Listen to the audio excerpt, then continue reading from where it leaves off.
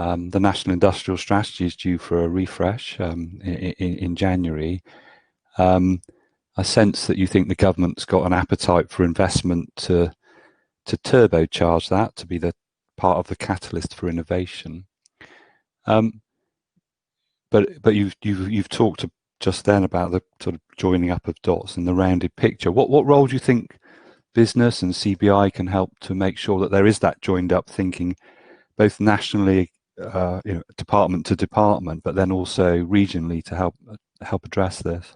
I think the business role is absolutely fundamental in that. One of the things, I've been at the site CBI for 5 years now, and one of the things that staggers me is how challenging it is to properly join stuff up across government. It's a conversation that we have all of the time. I mean, look, if we're honest, businesses face it too. How often do businesses talk about not working in silos and collaboration and things like that? It is exactly the same across government departments. And actually, organisations like the CBI and businesses very often are talking to more government departments at the same time than the departments themselves. So we find ourselves spending quite a lot of time actually sharing messages and encouraging people to come together, and we cannot do enough of that. There is an intention to refresh the industrial strategy in January. I was talking to Alok Sharma about it yesterday.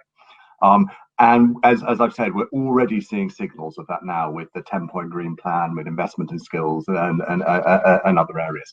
I think we fundamentally believe it needs to happen, but it needs to learn the lessons from the last one. The last one, if we're honest, was sort of okay on paper, but pretty lukewarm in terms of delivery. And a lot of that was because there was never really that feeling that the whole of government bought into it. There were always question marks about how much Treasury actually really committed. And if that's the case, if it's just a beige strategy, it doesn't really. Reasons to believe this is an ambitious government.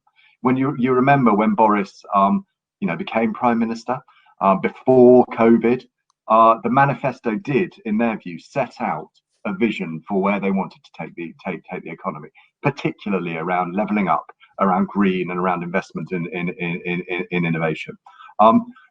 When the refreshed industrial strategy comes out, expect it to actually stick pretty closely to those manifesto commitments. Of course, the world's changed because of COVID, and of course we need to adapt to those. But those principles are the same thing. We're pushing the government very hard to look at what investment can follow that. How do you actually, firstly, set that that vision that fires the animal spirits, but actually back that up with action? And I think we will see some of that coming through. But of course, it's not just about government. Business do have to take a lead. Business don't need to just wait for government to set the agenda. There's so much that we can do, particularly around driving that investment in R&D. 52% of investment in R&D across the UK is in the southeast, East London. How do we make sure in the southwest that actually we're catching up and overtaking? How do we make sure that we are adapting to the changes that COVID has wrought across the country, particularly around flexible working? And areas like that to capture the strengths in the region where maybe that sort of connectivity with London is less important because of working in situations like this. I think there are real opportunities there, and we'll it'd be great to talk a little more about the sort of the regional opportunity. But from a national perspective, yes, I think government do need to set the frame, but business really need to step into it. Yeah, and I suppose if you've got the grand challenge is articulated as key planks of the government's vision and strategy, and then all departments are challenged as to their decision making and how that hooks back to the delivery of that, then that would be more cohesive, and business can obviously play a part.